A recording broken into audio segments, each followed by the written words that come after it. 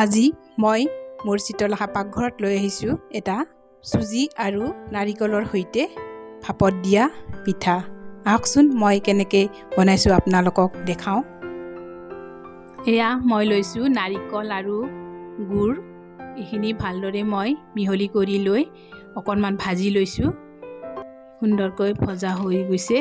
এয়া লৈছোঁ মই চুজিখিনি মই গাখীৰৰ লগত মিহলি কৰিছোঁ। ইয়াত দিছোঁ মই আন্দাজমতে নিমখ আৰু আন্দাজমতে অকণমান বেকিং চ'ডা।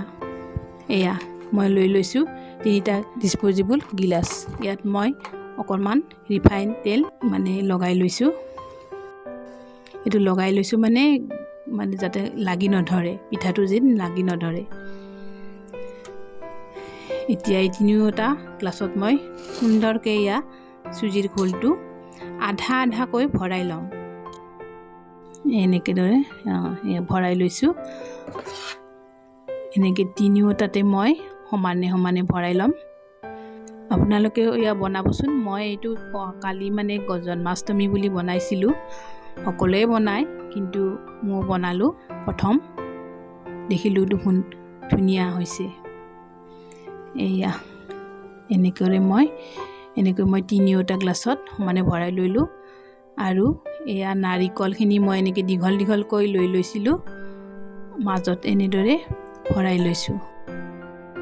3টাতে এনেকৈ লৈ ভৰাই দিম।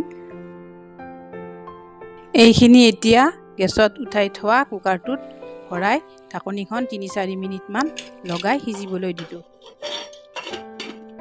3-4 মিনিট হৈ যোৱাৰ পিছত এয়া মই ওলাই ল'লোঁ। এয়া দেখিছেনে ধুনীয়া হৈছে। এতিয়া এয়া মই গিলাচৰ পৰা ওলাই ল'ম আৰু দেখিবলৈও ধুনীয়া হৈছে। এয়া দেখিছেনে ধুনীয়া। 3টা একদম কোমল হৈছে, একদম কেকৰ নিচিনা হৈছে। যে গ্লাছ কেক বুলি কয়, এয়া গ্লাছ কেকৰ নিচিনাই হৈছে। এতিয়া মই এইখিনি এটা কাটিও লৈছোঁ। এনেকৈ পিচ কৰি কাটি ল'ব পাৰি। ধুনীয়া বিস্কুটৰ নিচিনাও দেখি আৰু কেকৰ নিচিনাও হয়, বিস্কুটো হয়। এয়া দেখিছেনে কি ধুনীয়া হৈছে। মাজৰখিনি কি ধুনীয়া দেখা হৈছে। এনেকৈ ধুনীয়াকৈ চাহৰ লগত বা ব্ৰেকফাষ্টতো খাবচোন। মানুহক দিবলৈও ভাল, এপিচকৈ আলহী আহিলে। এয়া এতিয়া মই ধুনীয়াকৈ থালত সজাই লৈছোঁ। এয়া মই ৰঙা চাহৰ লগত খাওঁ কাৰণে ৰঙা চাহ দেখাইছোঁ। আৰু আপোনালোকে যে গাখীৰ দিয়া চাহৰ লগত খাই আৰু ভাল পাব। গতিকে এয়া আপোনালোকৰ যদি মোৰ এই ভিডিঅ'টো ভাল লাগিছে তেনেহ'লে লাইক, কমেণ্ট, শ্বেয়াৰ কৰি দিব আৰু চেনেলটো ছাবস্ক্ৰাইব কৰি দিব। আজিলৈ আহিছোঁ। ধন্যবাদ।